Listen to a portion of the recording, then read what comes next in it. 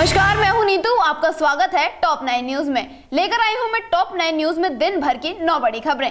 तो चलिए सबसे पहले नजर डालते हैं देश की बड़ी खबरों पर। राजधानी दिल्ली समेत देश के कई हिस्सों में स्वाइन फ्लू का प्रकोप बढ़ता जा रहा है। दरअसल दिल्ली में अब तक स्वाइन फ्लू की वजह से 6 लोगों की मौत हो गई है।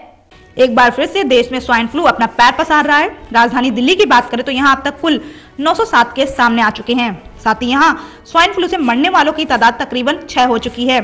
इधर राजस्थान में भी स्वाइन फ्लू का कहर जारी है। यहाँ अब तक इसकी वजह से लगभग 94 लोगों की मौत हो चुकी है। गुजरात में अब तक लगभग 71 नए मामले सामने आ चुके हैं। यहाँ 1 जनवरी से अब तक स्वाइन फ्लू के पॉजिटिव पाए गए मामलों की कुल संख्या 627 हो चुकी है। जानकारी के मुताबिक गुजरात में बीते शनिवार को स्वाइन फ्लू से कम 5 लोग अपनी जान गंवा चुके हैं। लगातार फैलते स्वाइन फ्लू ने पंजाब, हरियाणा और महाराष्ट्र में भी अपनी पकड़ मजबूत बना ली है। इन राज्यों में फ्लू के कई केस सामने आ चुके हैं, तो वहीं इस बीमारी का इलाज करने वाले डॉक्टर भी इससे अछूते नहीं है। बहरहाल जिस तरह से लगातार यह बीमारी अपना घातक रूप धारण कर रही है वो वाकई में चिंताजनक है। काले धन के मामले में सरकार ने एक बड़ा फैसला लिया है। दरअसल जिनेवा के HSBC बैंक में भारत के करीब 60 काला धन खाता धारकों और कंपनियों के खिलाफ कार्यवाही शुरू हो गई है। केंद्र सरकार ने काले धन मामले में खाता धारकों के खिलाफ कार्रवाई प्रारंभ कर दी है। साथ ही सरकार जिनेवा के HSBC बैंक में भारत के तकरीबन 60 काला धन खाता धारकों के नाम उजागर कर सकती है। आपको बता दें कि ये वो लोग हैं जिनके नाम बाहरी मुल्कों में पैसे जमा हैं। जिन लोगों के खिलाफ कानूनी कार्रवाई प्रारंभ की गई है उनमें कुछ कॉर्पोरेट, कारोबारी घराने और अन्य लोग शामिल हैं। साथ ही इस बाबत आयकर विभाग ने भी अपनी जांच पूरी कर ली है। इधर काले धन के मुद्दे पर गठित SIT की आज एक बैठक होनी है जिसमें तमाम नए घटनाक्रम पर चर्चा होने के आसार हैं। वैसे खबरों की माने तो इन 60 लोगों के अकाउंट में करीबन 1500 से 1600 करोड़ रुपए होने का अनुमान लगाया जा रहा है। जानकारी के लिए बता दें कि इन मामलों में काले धन को लेकर चल रही जांच के लिए 31 मार्च तक की समय सीमा है, जिसके बाद इन लोगों के खिलाफ कार्रवाई नहीं की जा सकती, क्योंकि यह मामला साल 2008 और 9 से ताल्लुक रखता है। बताते चले कि स्विस बैंक HSBC में भारतीय खाताधारकों के नाम और जमा रकम को लेकर बड़ा खुलासा हुआ है। एक रिपोर्ट के मुताबिक साल 2011 में फ्रेंच अथॉरिटी की ओर से भारत सरकार को HSBC बैंक में 628 भारतीय खाताधारकों के नाम बताए गए थे, लेकिन नए खुलासे के मुताबिक बैंक में 1195 भारतीयों के बैंक अकाउंट हैं। इस नई लिस्ट में भारत के बड़े कारोबारी, राजनीतिक हस्तियां, हीरा व्यापारी और NRI के नाम शामिल हैं। नेक्स्ट 9 न्यूज के लिए गायत्री गुप्ता की रिपोर्ट। देश के बाद अब रुख करते हैं अंतर्राष्ट्रीय खबरों की ओर।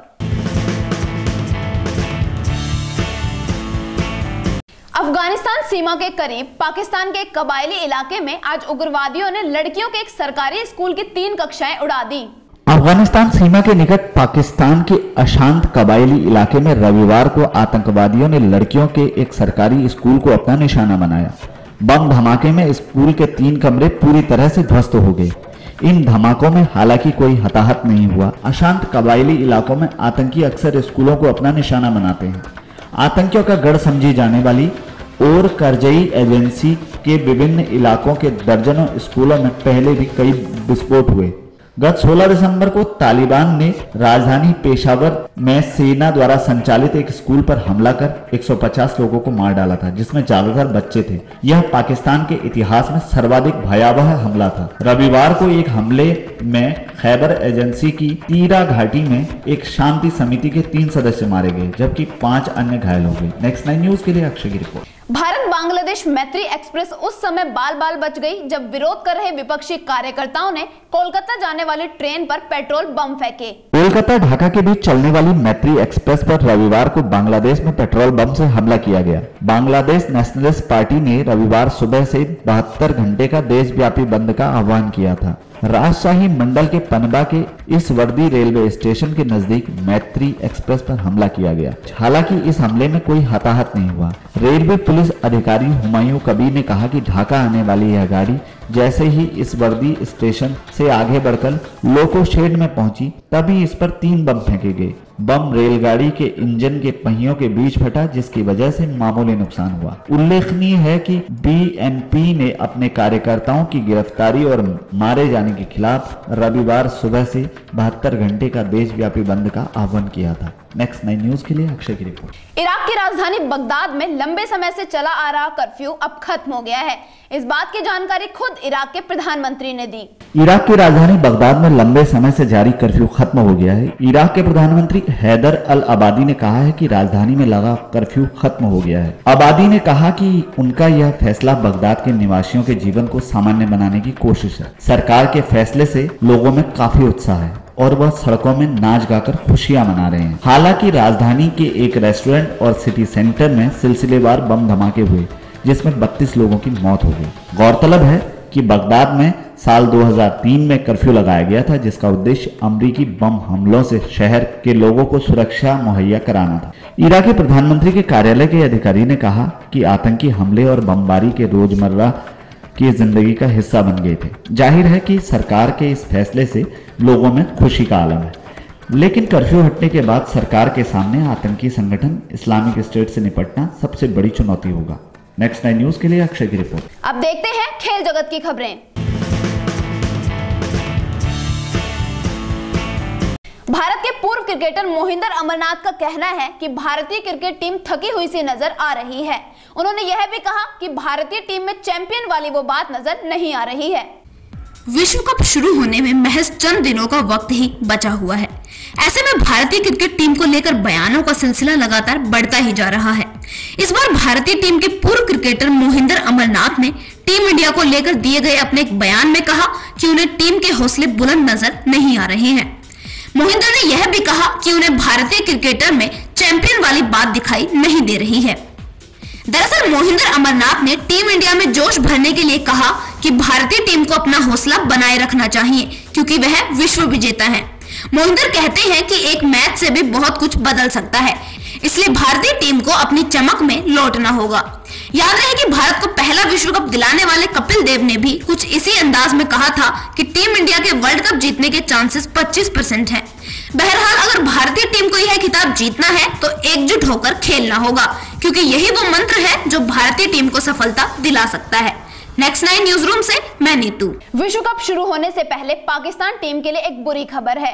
दरअसल अनुभवी ऑलराउंडर मोहम्मद हफीज चोट लगने के कारण टूर्नामेंट से बाहर हो गए हैं। बॉलीवुड के चॉकलेटी बॉय वरुण धवन अपनी आने वाली फिल्म बदलापुर को लेकर काफी एक्साइटेड हैं।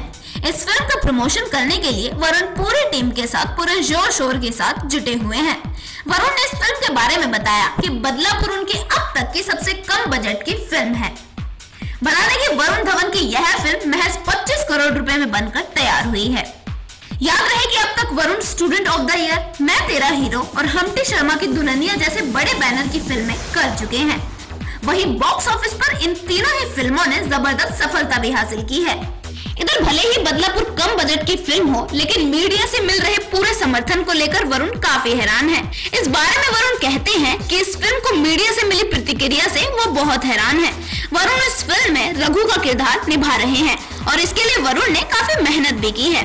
बता दें कि फिल्म का निर्देशन श्री राम राघवन ने किया है। फिल्म में वरुण के अलावा यामी गौतम, हुमा कुरैशी और नवाजुद्दीन सिद्दीकी भी अहम किरदारों में हैं। बताते चले कि सिनेमा घरों में बदलापुर 20 जनवरी को रिलीज होने वाली है। नेक्स्ट 9 न्यूज रूम से मैं नीतू किया है। नेक्स्ट 9 न्यूज रूम से मैं नीतू। अब एक नजर बॉलीवुड की चटपटी खबरों पर। एक्टर वरुण धवन इस बात को लेकर हैरान है कि उनकी कम बजट वाली फिल्म बदलापुर को मीडिया का खूब समर्थन मिल रहा है। बॉलीवुड के चॉकलेटी बॉय वरुण धवन अपनी आने वाली फिल्म बदलापुर को लेकर काफी एक्साइटेड हैं। इस फिल्म का प्रमोशन करने के लिए वरुण पूरी टीम के साथ पूरे जोर शोर के साथ जुटे हुए हैं। वरुण ने इस फिल्म के बारे में बताया कि बदलापुर उनकी अब तक की सबसे कम बजट की फिल्म है।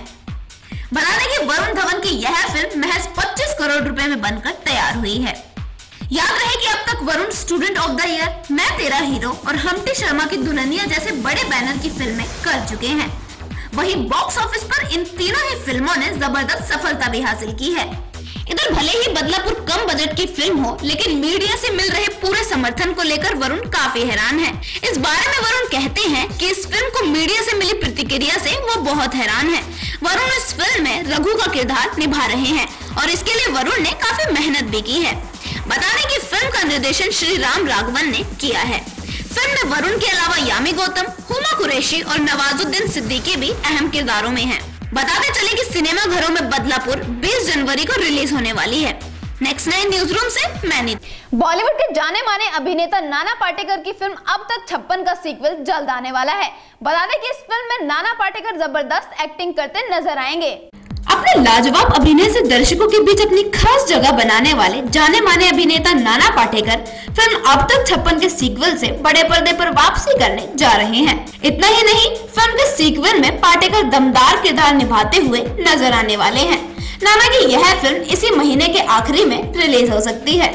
फिल्म की कहानी वहीं से शुरू होगी जहां पर खत्म हुई थी। इस बार अब तक 56 में गुल पनाग और आशुतोष राणा भी मुख्य भूमिका में नजर आएंगे। बता दें कि इस बार फिल्म को एजाज गुलाब ने डायरेक्ट किया है। याद रहे कि अब तक 56 में नाना ने एनकाउंटर स्पेशलिस्ट दया नायक की भूमिका निभाई थी। इस बार भी नाना इंस्पेक्टर साधु अगाशे की भूमिका में नजर आएंगे। बताते चले कि अपनी खास संवाद अदायगी के लिए फेमस नाना ने अब तक कई हिट फिल्में दी हैं। बहरहाल पाटेकर के प्रशंसकों को एक बार फिर से इस फिल्म में उनकी दमदार एक्टिंग देखने को मिलेगी। नेक्स्ट 9 न्यूज रूम से मैं नीतू। ये थी देश और दुनिया की 9 बड़ी खबरें। बाकी खबरों को जानने के लिए लगातार लॉगिन करें www.next9news.com। नमस्कार।